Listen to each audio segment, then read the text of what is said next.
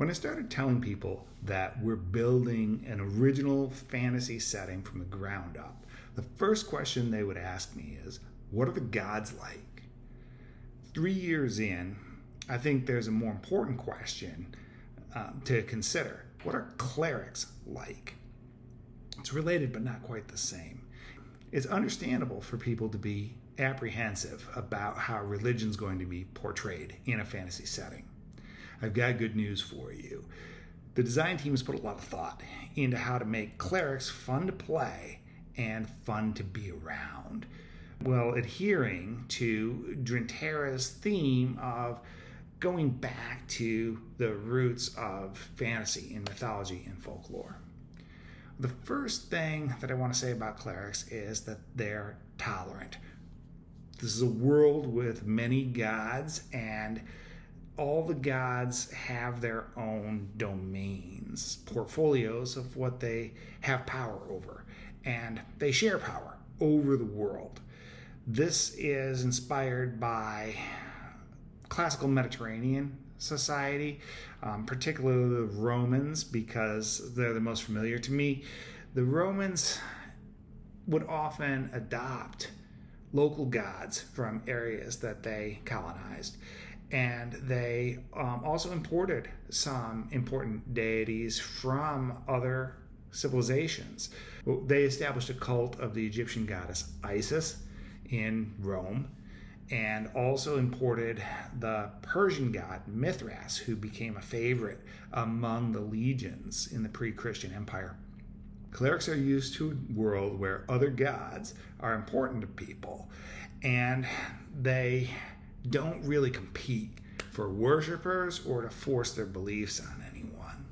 The second thing about clerics in Drintera is that they are mystical. They get their powers by becoming initiated into sacred mysteries. Again, we're borrowing from Roman mystery cults, such as the cults of Isis and Mithras and Dionysus, where there's secret knowledge that these religious groups have that, when unlocked, elevates their spirit and enables them to perform miracles. Spellcasting, divine spellcasting is what I'm talking about here. This might sound a bit like wizards, and the line between clerics and wizards was created in D&D long ago. It doesn't really exist in real-world historical practices. So we're reimagining with the boundaries drawn, with wizards being more based on theory and knowledge, and clerics being spiritual in a mystical sense of gaining powers through a spiritual journey. The third thing about clerics is that they are diverse. Not only are there many gods in the world, but there are many ways in which people worship each god.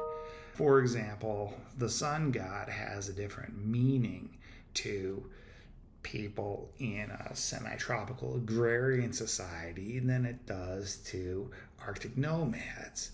This leads to different religious traditions in the setting.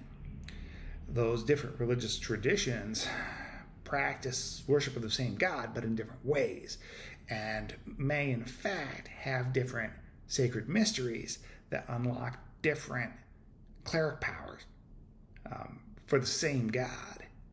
So you can have a party all made up of clerics of the same God, and they will all get along, and they will all have different powers and abilities. That's an example of the design work that we're doing that's connected to folklore and yet is very consciously aimed at creating a good gameplay experience for everyone.